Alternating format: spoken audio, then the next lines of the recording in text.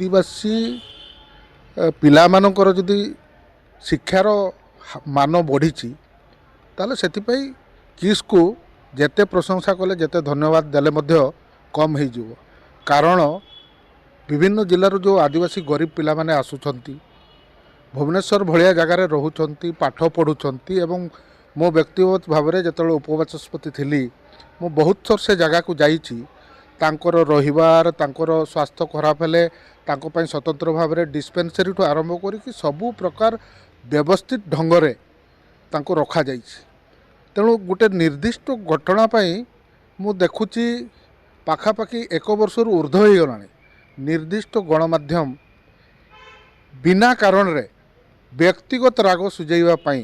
ମୁଁ ତ କହିବି ଯେ କିସ୍ର ଯେଉଁ ଫାଉଣ୍ଡର ଅଚ୍ୟୁତ ସାମନ୍ତ ସେ ଜଣେ ଅମାୟିକ ଲୋକ, ସେ ଜଣେ ଭଦ୍ର ଲୋକ ଏବଂ ସମାଜସେବୀ ମଧ୍ୟ। ମୟୂରଭଞ୍ଜ ଜିଲ୍ଲାଠୁ ଆରମ୍ଭ କରି ବିଭିନ୍ନ ଜାଗାରେ କିସ୍ର ଶାଖା ମଧ୍ୟ କରିଛନ୍ତି।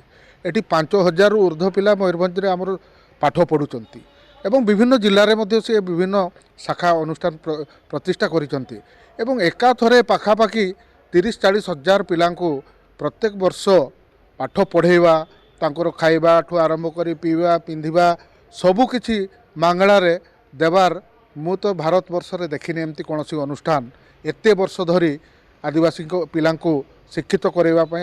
କେବଳ ଆଦିବାସୀ ପିଲାଙ୍କୁ ସେ ଶିକ୍ଷିତ କରୁନାହାନ୍ତି, ତା ସହିତ ହଜାର ହଜାର ପିଲା ବିଭିନ୍ନ ଜାଗାରେ ପ୍ରତିଷ୍ଠିତ ବଡ଼ ବଡ଼ ମଲ୍ଟିନ୍ୟାସନାଲ କମ୍ପାନୀରେ ମଧ୍ୟ ସେମାନେ ଏବେ ଚାକିରି କରୁଛନ୍ତି।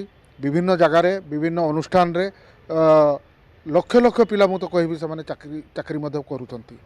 ତେଣୁ